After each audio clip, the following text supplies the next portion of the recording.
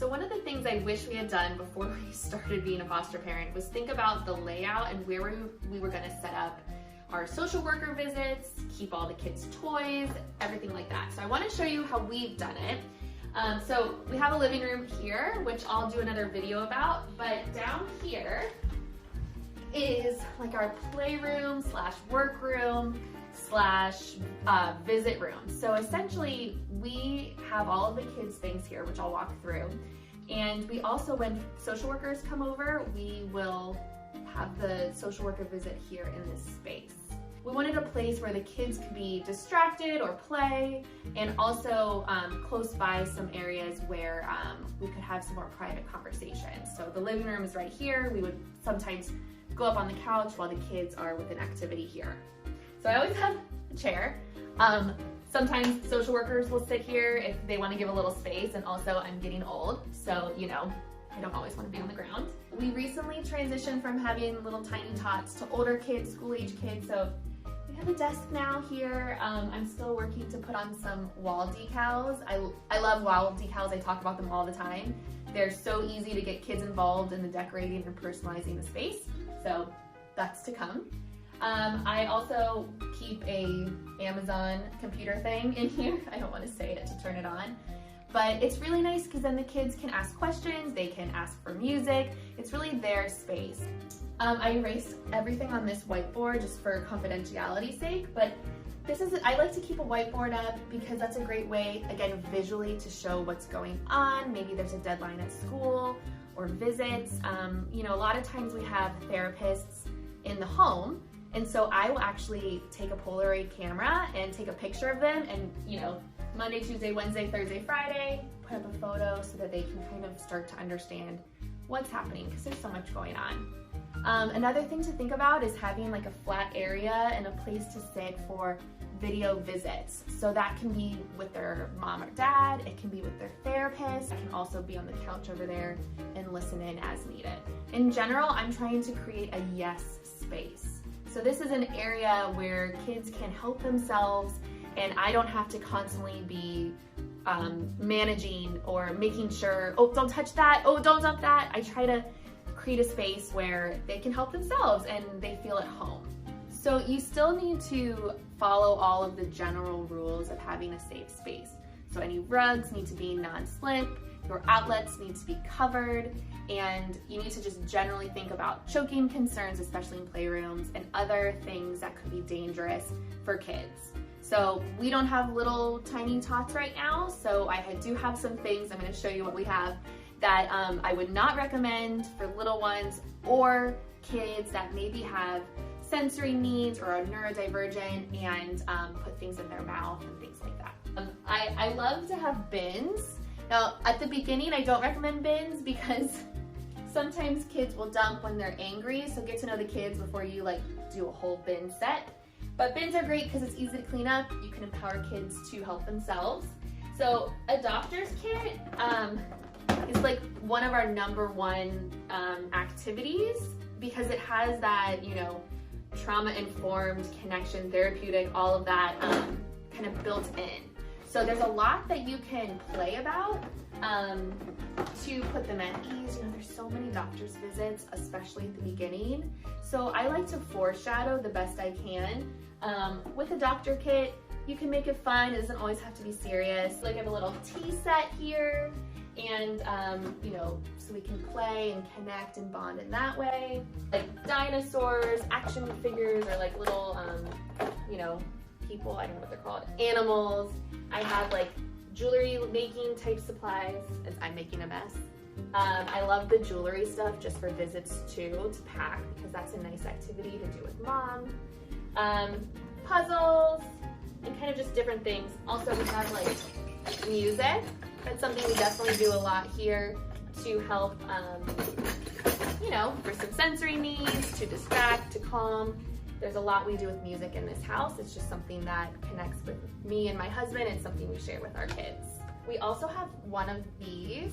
I call them a sensory sack, but I don't know what they are. So essentially the kids go in them and can like push and like stretch or, you know, hide even. And so I always keep this out to remind them I have it. So I also have a bin of what I call like calming toys, but they're really just like fidgets, random things to squeeze. If you go on Amazon and just search like fidget toys, that's what I'm talking about. But I have a whole bin of these, and it kind of changes as the kids' needs change. And I find like this one we picked up from an occupational therapist at one point. It helps to like create that scratching sensation. And so every child is going to need something different. And so I've modified this as time goes, but I always keep fidget toys and sensory toys in almost every space in the house. And if you have maybe neurodivergent kids or kids with just lots of big feelings that they are physically feeling, sometimes I will clear this room and create just a sensory friendly room with maybe a trampoline or a bar or bean bags and crash pads. All of that can be really helpful for kids. And you know, because they're going through a lot. So it's important that we are able to support them in whatever they need. Okay, so if you have sliding glass doors like we do, the safest thing to do is to put these decals on your glass door so that kids or even adults are not walking out, not seeing the window. We chose the waves because we have a pool. So I'm also going to mention that we do have door alarms. So that is another thing that keeps this room very safe, and we always know when it's open. Also, kids who perhaps elope or run away, it's good to have door alarms. It's something to consider.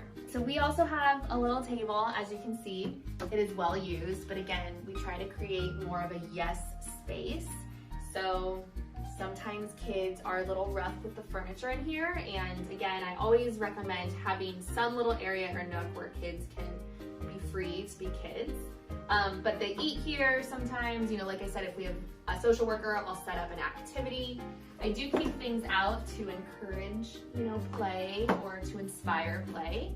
You know, not all kids know how to play with standard toys, and so sometimes I have to take things out before they get home, or if we have a social worker visit, I might like take some things out and, you know, set something up so that we can have fun. I also love this.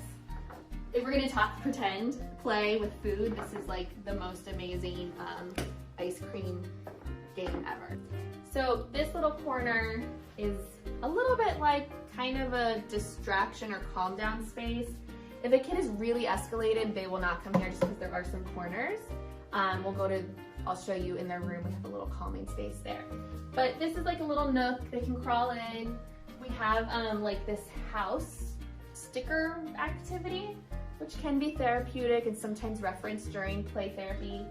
I also keep like calming type books or like feeling books and a few just sensory toys. Okay, so this is probably something only I need, but I keep this like random bin of just like places to put the random stuff that kids, like the little tiny toy things. I'll like throw them in here. Like this is like a half of a piece of an egg, and you know, this like random candy that somehow ends up in our playroom, but if I put it all in like a bin, when it fills up, I go through it, and it just helps to keep everything a little bit more tidy and clean. I love like things that we can do as a family, so like picture charades is a lot of fun. I have a playhouse, which, you know, can be very therapeutic as well. I have all the people in a different bin. So sometimes I'll pull this out and, you know, you never know what will come up and play. And it also can help problem solve if you're struggling with like maybe going to bed, maybe you can play about bedtime and see what comes up. I also have, again, like a lot of baby, caregiving baby toys that like this is a potty and a bottle. So we'll play like baby dolls a lot or potty depending on what we're dealing with, and sometimes I'll learn something about what's going on. Sometimes we have to be really quick and kind of do a quick redirect. So I like to keep things sort of like hidden or just have things at my fingertips. So like I may pull out a quick little activity that I have tucked away that I'll change out, like, oh, you know what, look what's over here, look what I just found. Do you want to do this with me? If you have kids that are, you know, the dumping kind or really aggressive or destructive. Sometimes I will just stick to soft toys, and this is what I offer. So it's like a lot of just kind of stuffed animals. I have baby dolls. You know, this bin, it's totally fine if they want to dump it.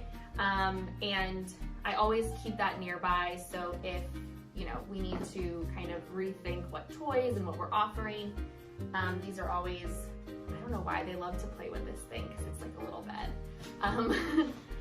I like to keep a whole bin of soft things. If you have babies or little toddlers, and you have like play pens and pack and plays, things like that, it's really important that you are checking the news and making sure that everything is up to current consumer safety standards.